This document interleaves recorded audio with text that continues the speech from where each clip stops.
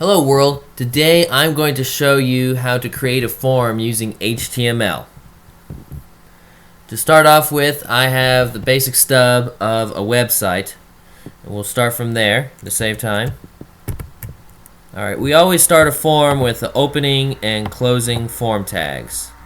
Forms are often used to communicate with programs that exist on the server, and that's what this method here is supposed to do. It means we post this form to a server. Server-side scripting is outside the scope of this tutorial, but just be aware that if you get into this, this is how you're going to do it. You're going to create a form and it's going to communicate with the server. Alright, we're going to create some labels here, some inputs.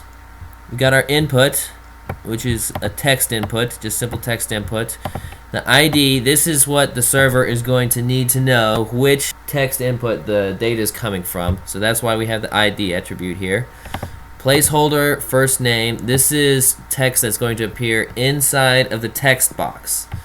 And this first name, some browsers won't support this placeholder, so oftentimes we'll just surround them with a label, opening and closing label tags, and then just put what text we would have as a placeholder just as an afterthought there.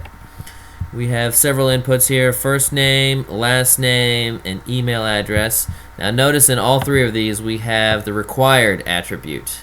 This forces the user to input the data. It will not let the user submit the data to the server without these areas being filled in.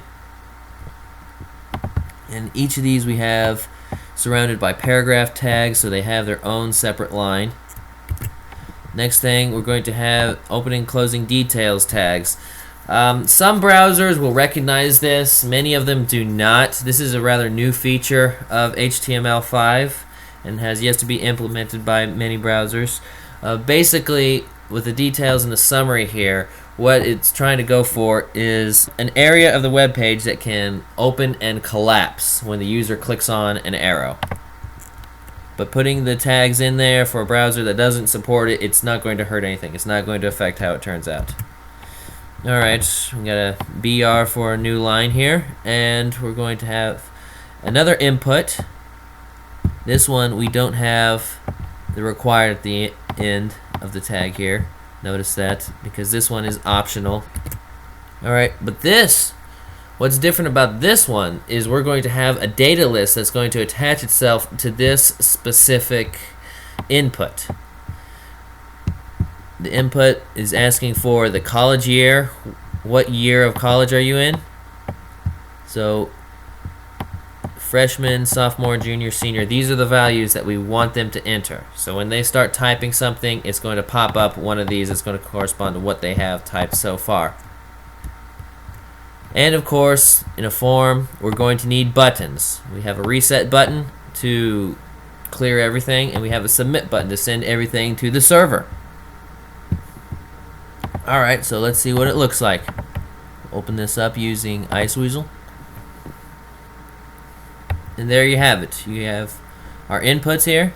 Notice what we do if we try to submit it. It tells us these are required. Please fill out this field. Alright, so let's fill it out. Let's say my name is Robinson, last name Program, and email me at email.com.